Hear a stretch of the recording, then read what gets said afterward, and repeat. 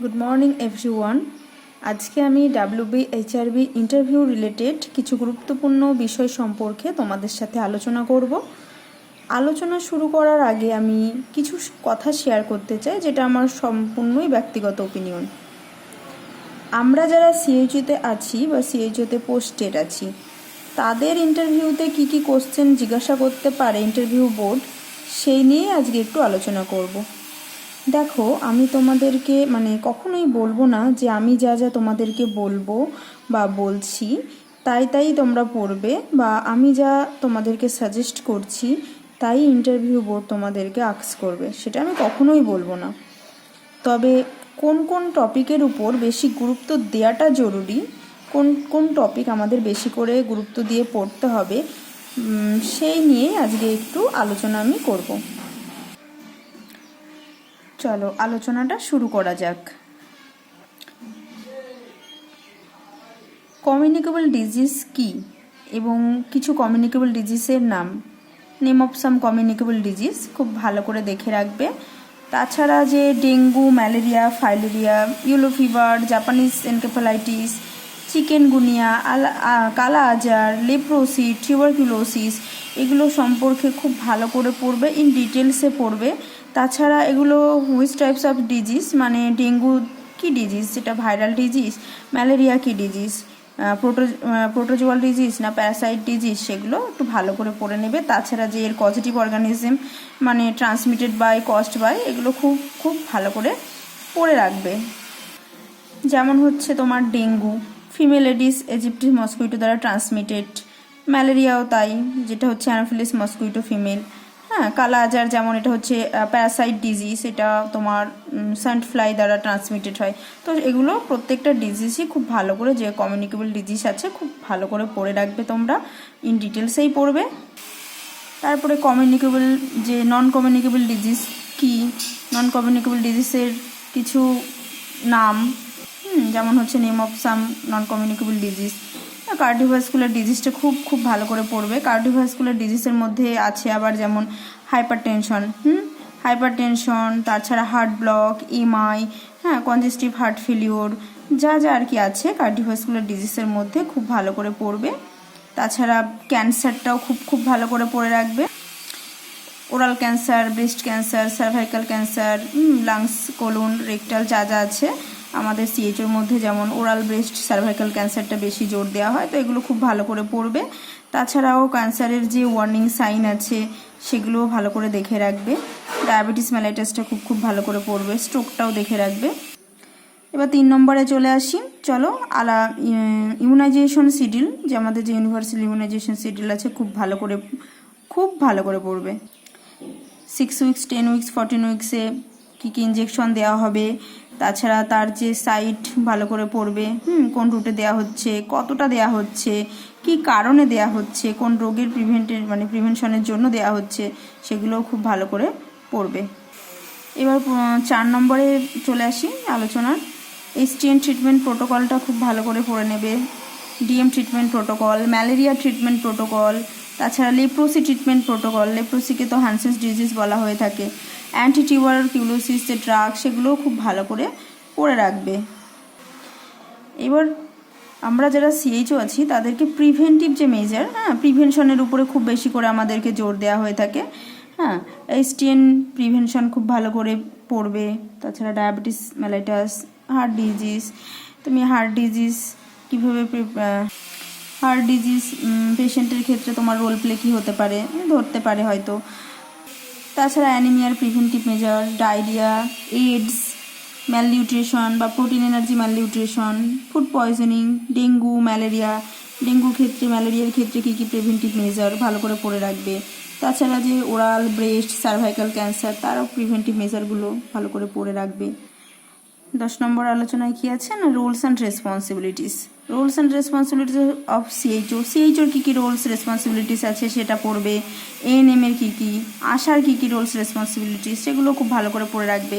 তাছাড়া BMW management খুব ভালো করে পড়বে। বিএমডাব্লিউ ম্যানেজমেন্টটা বিভিন্ন বিনগুলো খুব ভালো করে দেখবে, ইয়েলো বিন, রেড বিন, কোন বিনে কী কী বডি পার্টস, কোন বিনে কী কী ফেলবে, cytotoxic drugs, expiry drugs, body parts, হ্যাঁ, হিউম্যান বা অ্যানিম্যাল অ্যানাটমিক্যাল যে বডি পার্টস সেগুলো ইয়েলো বিনে যেমন ফেলবো, হ্যাঁ, খুব ভালো করে পড়ে রাখবে যে রেড বিন, ইয়েলো বিন, হ্যাঁ, ব্ল্যাক বিন, কী কী ফেলবো, ব্লুতে, পিপিসি কন্টেনারে। তাছাড়া 12 নম্বর প্রশ্নতে কি আছে না, HWCতে হেলথ অ্যান্ড ওয়েলনেস সেন্টারে তুমি কি কি সার্ভিস প্রোভাইড করো সেটাও ভালো করে পড়ে রাখবে। তাছাড়া 12 সার্ভিস প্যাকেজ, 12টা যে সার্ভিস প্যাকেজ আছে সেটা মুখস্থ করবে। এবার আসি 14 নম্বর প্রশ্ন, কি না রোলস অফ সিএইচও, মানে অ্যাজ এ সিএইচও হিসেবে তোমার কি কি রোলস সেগুলো, আয়রন ডেফিসিয়েন্সি অ্যানিমিয়া বা নিউট্রিশনাল যে অ্যানিমিয়া, তাছাড়া adolescent health, sex education, dysmenorrhoea, premenstrual যে সিনড্রোমস, হ্যাঁ, ভ্যাজাইনাল ডিসচার্জ, হার্ট ডিজিজ, এগুলোর ক্ষেত্রে তোমার সিএইচও হিসেবে রোল কী হতে পারে। তাছাড়া আরও আছে, খুব ভালো করে সেগুলো পড়বে তোমরা সবাই।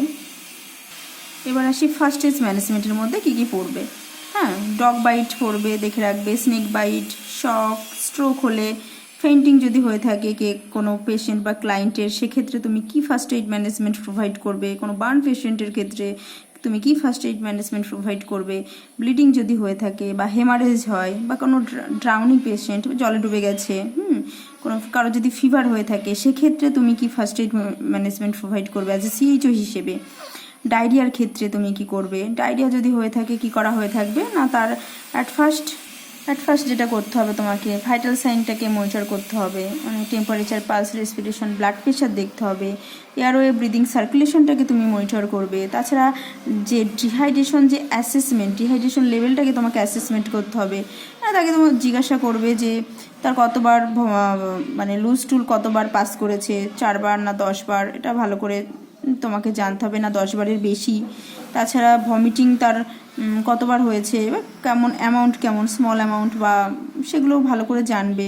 তাছাড়া তার স্কিন দেখতে হবে, তারপরে মানে স্কিনটা খুব ভালো করে স্কিন টার্গেটটা দেখতে হবে তোমাকে। তাছাড়া ইউরিন পাস করেছে কিনা সেটাও হিস্ট্রি নিতে হবে খুব ভালোভাবে। দেন কি করবে যে তাকে আইসটাকে দেখতে হবে, হ্যাঁ, আইসটা সেটাকে সানকেন আইস কিনা সেটা দেখতে হবে। তাছাড়া তোমার টাং দেখতে হবে, সেটা ড্রাই না ময়েস্ট হয়েছে কিনা, যাই হোক ডিহাইড্রেশন অ্যাসেসমেন্টটাকে করতে হবে। দেন তোমাকে ওআরএস প্রোভাইড করতে হবে। তাছাড়া যে কোকোনাট যে ওয়াটার, হ্যাঁ, তাছাড়া লেমন ওয়াটার, এগুলো তোমাকে প্রোভাইড করতে হবে এবং পেশেন্টের কন্ডিশন অনুযায়ী, কন্ডিশন বুঝে তোমাকে as soon as possible nearest যে হসপিটাল আছে সেখানে তোমাকে পেশেন্টকে রেফার করতে হবে।